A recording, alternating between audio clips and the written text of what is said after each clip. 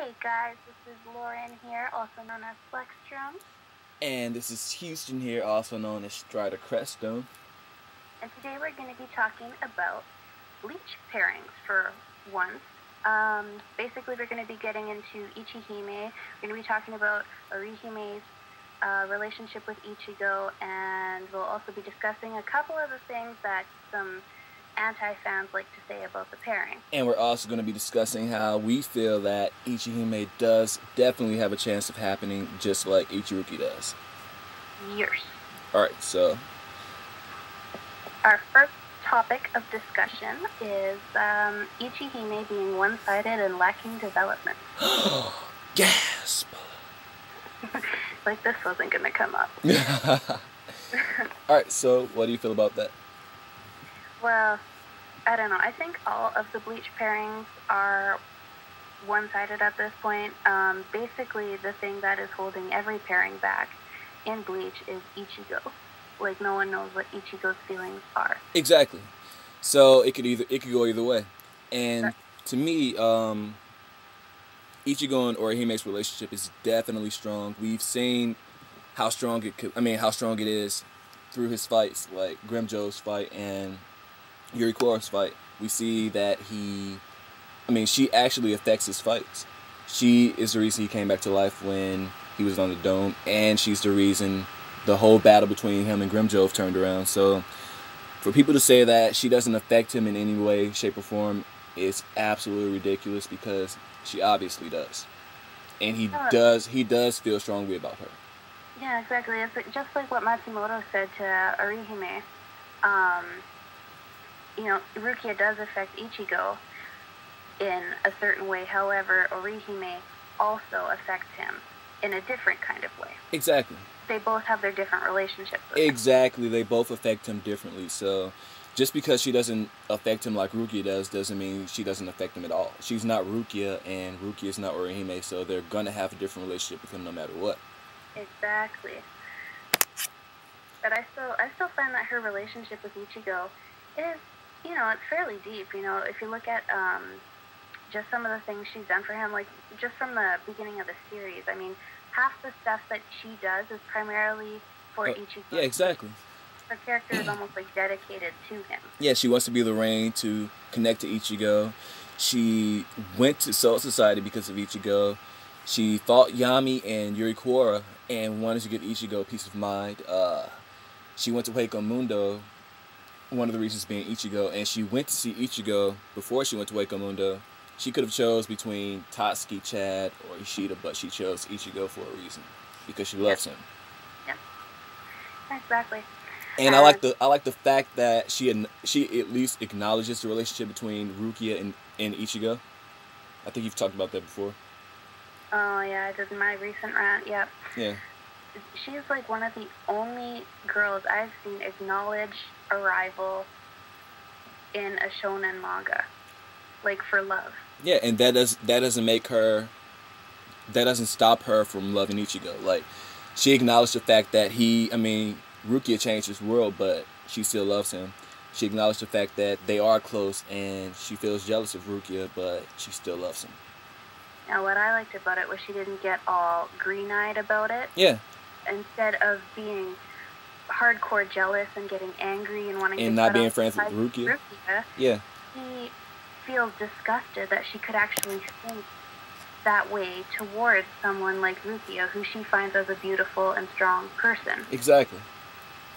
So, I don't know. To me, that only accentuates the purity of her character, and that's what I really like about her. Yeah, I agree. Yeah. How about their development? I feel like they are gradually getting development. They definitely have development. From the beginning, we see Orihime wanted to get closer to Ichigo and wanted to understand Ichigo. She learns about Ichigo through Tatsuki, and she wants to understand him, get closer to him, stuff like that. Yeah. As far as Ichigo goes,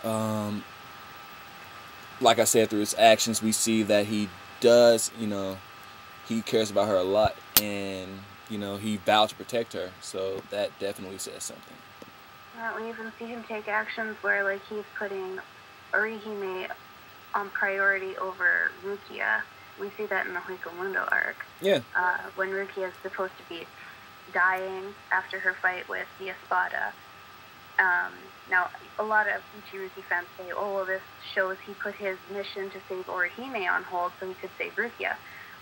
Well, if you take a look at what's said just the next page over, Okiura right there mentions, well, what if I told you that I'm the reason why Orihime is in Hueco in the first place? Ichigo forgets what he was about to do. He stops going after Rukia and just charges at Okiura. Yeah. And for a long period of time, doesn't say what about Rukia, yeah. not until he saved Orihime. Yeah. It's not until Orihime is safe that he thinks of Rukia again. Exactly. And then in Soul Society, there was a time when he actually got sidetracked. When he was he wanted to fight Ganjo, the guy with the bandana on his head, and Yoriichi had to headbutt him or whatever to knock him straight and tell him the reason he was there in the first place. But anyway, like, a lot of the times Ichigo, he has to fight. He had to fight Byakuya, he had to fight Renji and stuff like that. Same thing here. He had to fight to, get to Orihime. So, in Soul Society, he had to fight to get to Rukia. Eliminate the obstacles. Yeah. Yeah. So, what's the other one? Okay, well, moving on to the next topic then. Right. Another big thing that usually comes up when talking about IchiHime is the doubt a lot of the fans have in Orihime's feelings for Ichigo. A lot of people say that she doesn't actually love him. It's just a crush. Her feelings for him are weak, and that she should get over it. Okay. And another thing is they talk about how she's not strong because of Ichigo. They think she'll be stronger if she were with Yurikora or Ishida.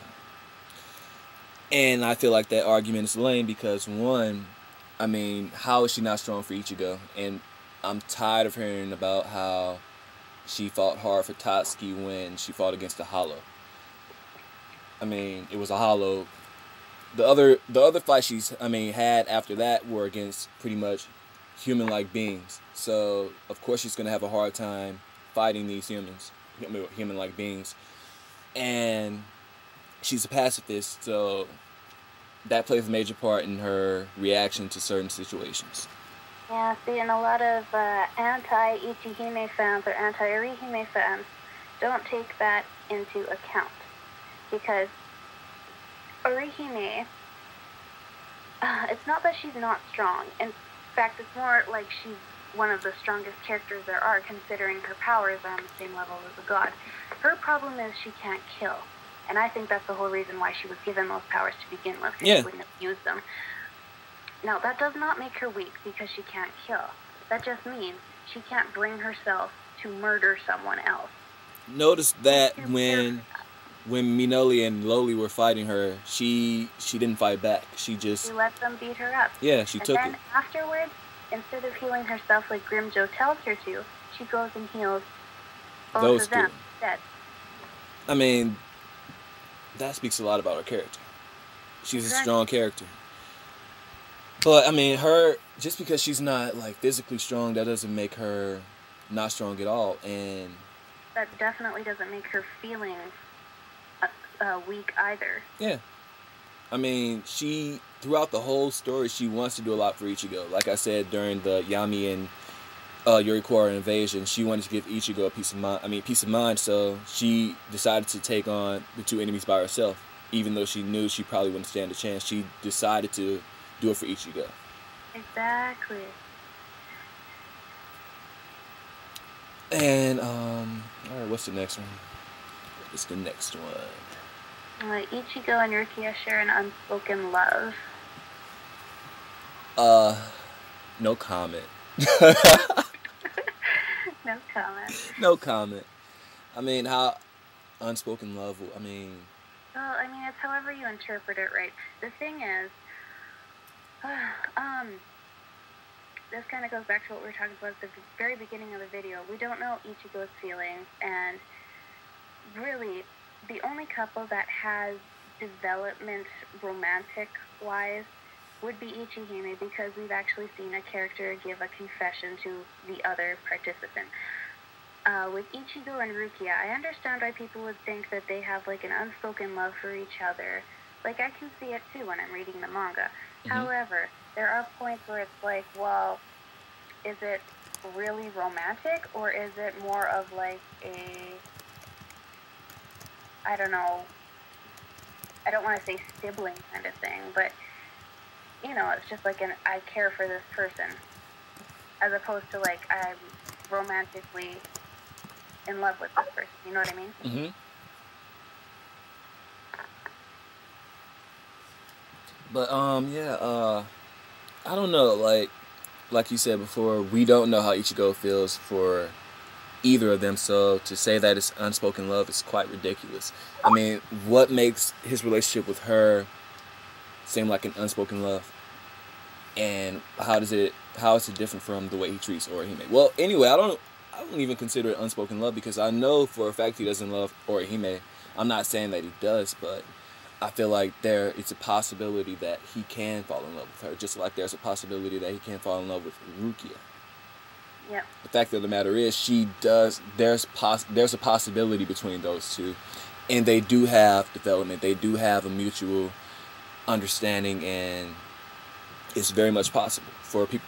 For people to say it's not possible at all, it's just ridiculous. I agree. Yeah. There's always a possibility for anything happening in the manga. It's a great possibility, because Orihime is a character that, she's the only character that has confessed in the story, so that's it. It says a lot to me, and to me it's like halfway there type of thing. Yeah, and though people may say that her feelings are weak, like, just look at her character, go back to the beginning of the series when she's first introduced. Yeah. Everything she does is based on how it'll affect Ichigo. What can she do to help Ichigo? Exactly. What can she do to better herself so that it will benefit Ichigo? It's all about Ichigo. And she's been like that since the moment she was introduced. So that means that she was probably like that before she had been entered into the series. Yep. So I don't know. I think that's pretty strong. Yeah. The relationship's strong. But, yeah. Anyway, we're going to wrap this video up. We're going to make a part 2 soon. I hope you like this video. Leave your comments, subscribe, whatever you want to do. Thumbs up if you like it. Don't thumbs down. No, that's not cool. Alright, so have a good day. Later. Say goodbye, Lauren. Bye, Lauren. Wow. See ya. guys.